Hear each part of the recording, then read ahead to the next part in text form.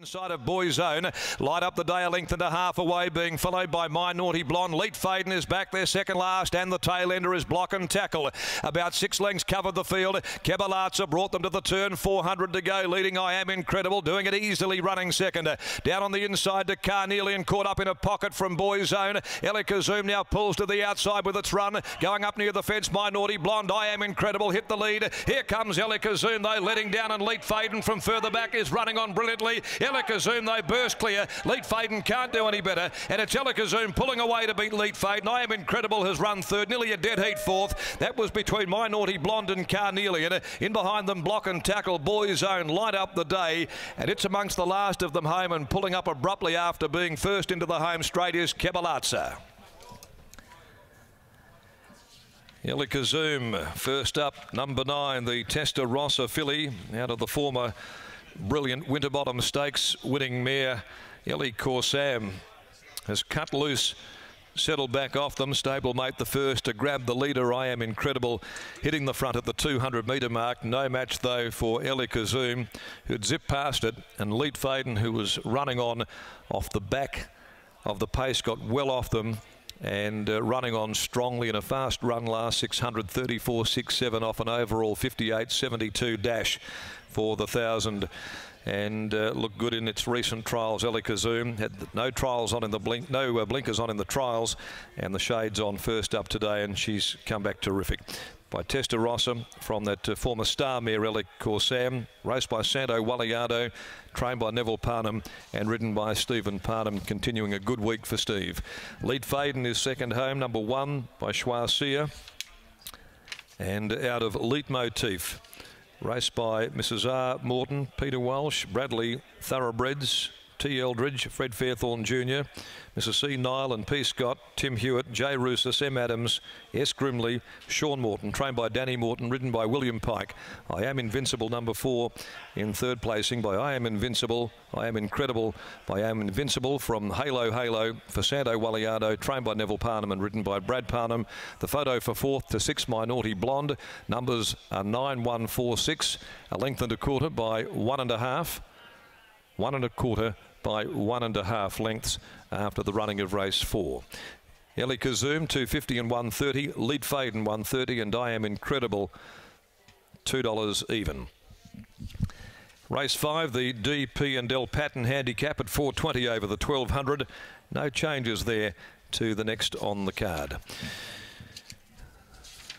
About to go downstairs after the victory, the first up victory. This filly was good enough to go into a Group 3 Gym Crack on debut. She showed plenty early on.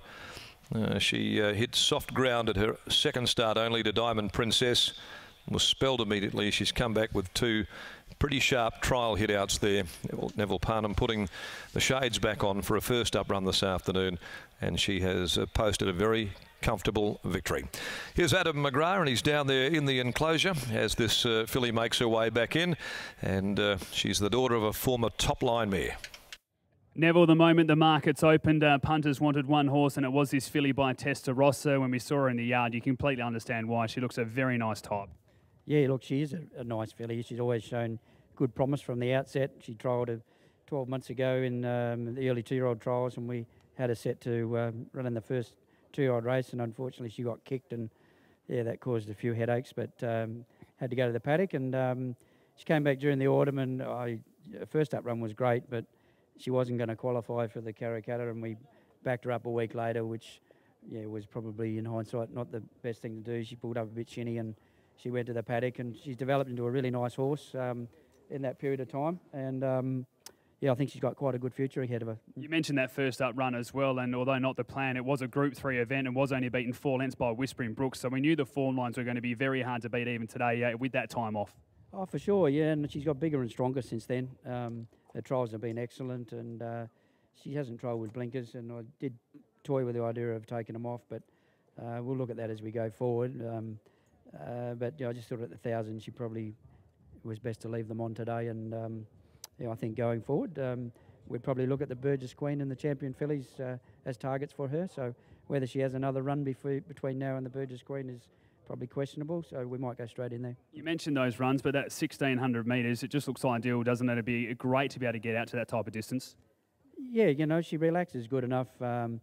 Today she got a little bit keen mid-race, but that was, she didn't fly the gates, and Steve had to give her a bit of a dig up, and when they settled, she just travelled a little bit strong onto the heels of Paul Jordan's horse. But yeah, she came back to him okay, and I'm sure she'll relax as the distances rise, and we may take the blinkers, but we'll just have a chat to Stephen about that, and yeah, we'll just see where we finish up. Really nice performance by her and by I'm Incredible, finishing third. Congratulations, Neville.